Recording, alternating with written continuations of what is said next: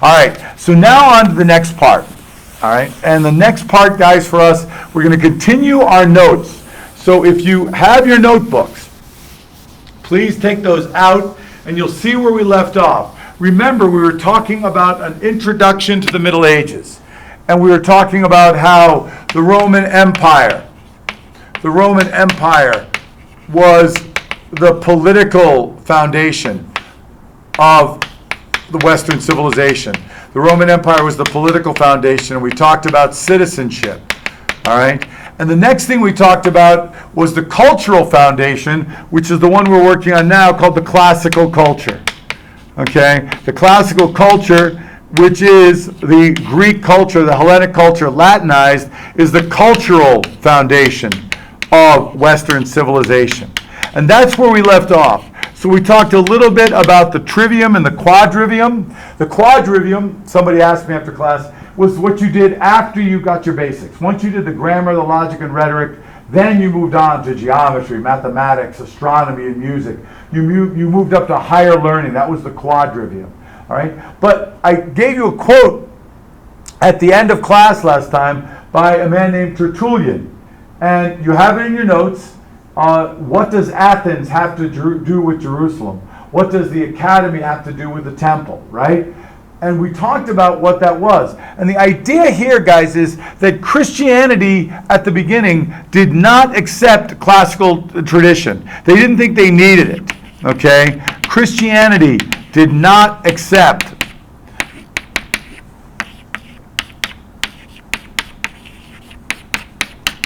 the classical tradition. Now, why was that? They didn't think they needed it. What need did they have for the wisdom of Plato, for the wisdom of Socrates, for the wisdom of any of the great Greek philosophers? They said, we have our own wisdom. It's the Bible. We have Jesus Christ. We have the God-man. He gives our wisdom. So Tertullian said, we don't need your classical culture. We don't need that wisdom. All right? The problem is with that way of thinking, and it was very early in Christianity, this did not last long before Christianity tried to change this. The problem with that idea is that truth is one. Truth is one. And that is what the Christians early realized, that truth is one. So if Plato said something true, if Plato speaks truth, then that belongs to Christianity. If Plato speaks truth, it is God is the source. God, because God is truth. God is the source. So even though we don't agree necessarily with their pagan religion, we recognize that these philosophers did say things that were true, did say things that were valuable, and we incorporate those into the Christian religion. Whatever those great philosophers, whatever they said in that early Greek culture that is true, that is what we incorporate into our religion. And that's why Tertullian was wrong to say, what does Athens have to do with Jerusalem? All right?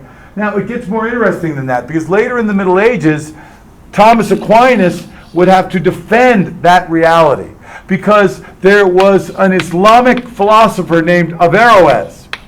Okay? And Averroes says, in the Middle Ages, he said there's a twofold truth. There's a twofold truth. Because here's what he had to deal with in the Islamic religion. The Quran could not be wrong about anything. All right? So even though some of the things in the Quran did not seem to mesh with some of the things he learned about natural science, he could not claim that the Quran was wrong. So what did that twofold truth consist of? He said, no, there were two truths. There's the truth of religion and the truth of science. He said they're both true, but they're not the same. And Thomas Aquinas, our patron at our school, said, no, that is not the case. Thomas Aquinas fought hard and said, truth is one. Right? And that is why we were able to take the classical tradition and make it part of our Christian tradition, because truth is one. It all comes from God. God is the source of all truth. Now, that brings us to our next foundation, and really the last foundation in terms of form. You'll understand what I mean by that in a second. But the last foundation, we have the Roman Empire, the political foundation. Classical culture is the cultural foundation, and the Catholic Church is the spiritual foundation of Christianity, of Western civilization. It is the spiritual foundation. All right? It is what our spiritual roots are from in terms of Western civilization. Because remember, it's an over 2,000-year-old religion. So what do I mean by the spiritual foundation? First thing you need to understand about that is that Roman religion was materialistic. All right? It was a materialistic religion. And materialistic religions don't satisfy. All right?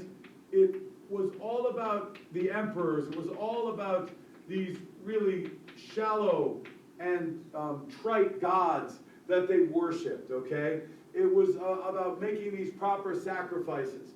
Rome was a materialistic religion that was in need of, Roman religion was materialistic and need of rejuvenation, in need of a rebirth. And Christianity was that rejuvenation. Christianity brought with it some radical ideas that we talked about when we studied the rise of Christianity. Okay? So Rome is the shallow, materialistic culture. It's in need of spiritual rejuvenation, and Christianity fills that bill. Secondly, Christian roots are in Judaism. Jesus Christ was Jewish. All right? Christian roots are in Judaism. So what does that mean? Well, one of the things that was unique about the Jewish people was their separation from the other people of that time. The separation from the Hellenistic culture, the culture of syncretism. Remember, we studied syncretism, where it's the fusion of one God with another. The separation from the Hellenistic culture. And it wasn't only just spiritual separation, but it was an actual physical separation. Okay? A physical separation. Whenever Jewish populations moved to the cities, they moved in separate areas. All right? They were distinct from the rest of the population. There were Jewish quarters of the ancient world where the Jewish people lived because they had to stay close to their synagogue.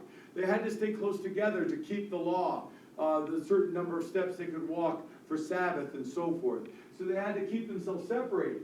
Christianity, however, was separate in a different way. Christianity did not have a physical separation. Christianity had a spiritual separation. Okay? Christianity's separation was spiritual. They lived in that world. Okay? Christianity's separation was spiritual.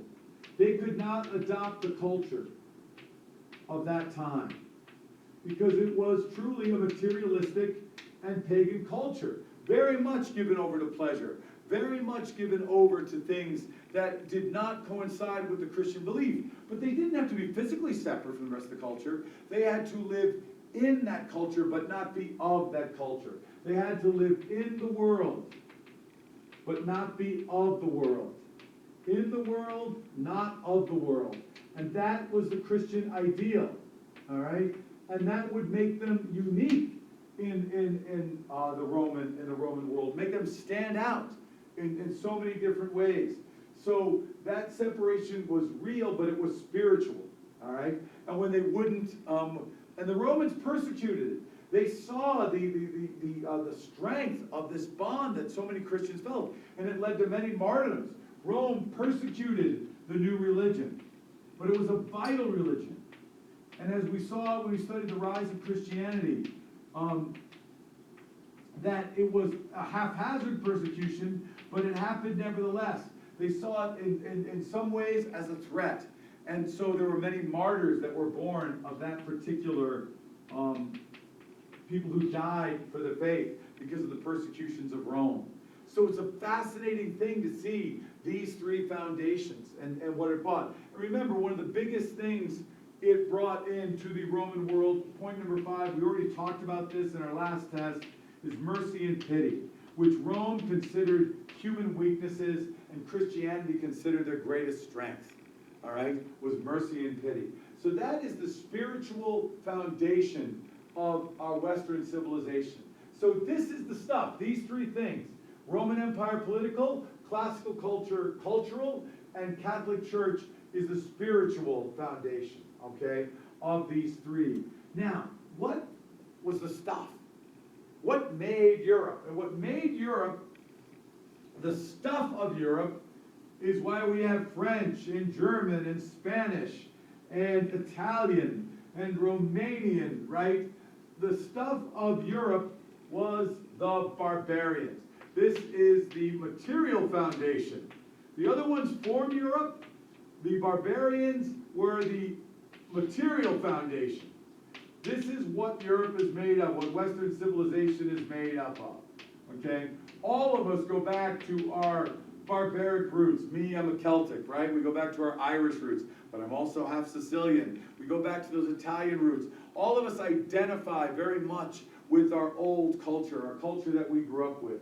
But this is what made the stuff of Europe. Now, what is unique about it? The first thing you've got to understand, barbarian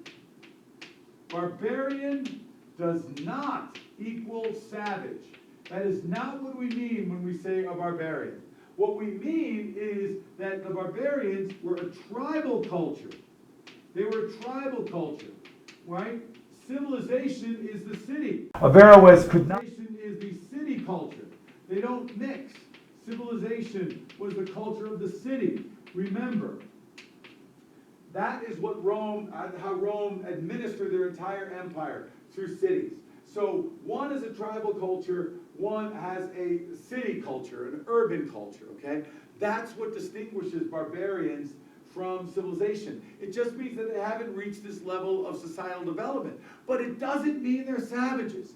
In fact, quite the opposite. There are certain aspects of the barbarian civilization that we would find quite appealing. First off, right? And I think we still feel this for our ethnic backgrounds, right? What tied a civilization together with a city was the citizen. You were a citizen loyal to the state. Loyal to the state. That is what you were in Rome. A citizen loyal to the state. What are you in a tribal culture, right? You are of kin.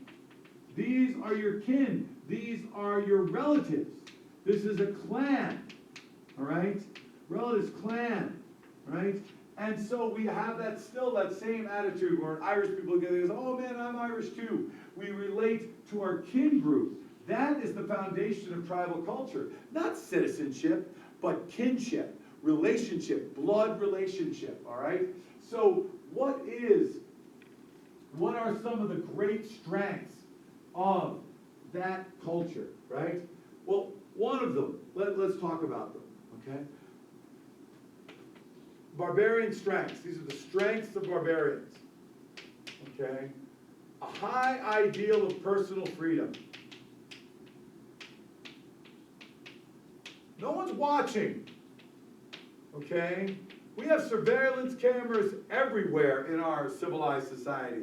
We have police watching West Hardy's Road to make sure you don't speed. Somebody's always watching. Not so in the traditional tribal cultures. You were expected to live according to those tribal ideals, but you weren't being watched constantly to see if you lived up to them. Where here we have to obey the laws. Remember, we're citizens, loyal to the state, so we obey the laws of the state. Here, we had to uphold the values of our kinship group, whatever that might be. So it's real personal freedom. And with that comes a great deal of self-respect, all right? In the best sense of the word. You lived up to that ideal. When you guys read Beowulf, or were reading Beowulf, right? You had to carry yourself with great self-respect. The only thing that could make you lose that is if you failed in the duty of bravery, or when you failed the group where you ran away from a battle, you ran away. You lost your self-respect. You lost your place in that particular culture, okay? In a unique way, right? And then you have, because of that relationship, because of that kinship bond, you have an intense loyalty to the tribe. An intense loyalty to the tribe, okay? And that is something we might call it patriotism, but it's a very different kind of loyalty, okay? And the other thing you have that is so profound is the heroic ideal. okay? It goes all the way through Beowulf. That's a barbarian story, right? The heroic ideal that you lived your life with great, great heroism, all right? And that was expected of you, that you live up to the code of honor of the people you swore a bond with. And you did have that element as well. What made that culture was an oath. You swore an oath. What made the civilization is your bond to the state in terms of citizen to state. So those are the four foundations, right? The barbarians, like I said, being the material foundation. And then the Roman Empire, the classical tradition, and finally the Catholic Church. So for that, guys, I want you to look at those foundations. And the main thing I want you to be working on homework-wise is review these notes from the foundations and work on your paper, specifically your outline, and work on, keep your research going. We all have some time on our hands, okay? So let's make good use of it, all right?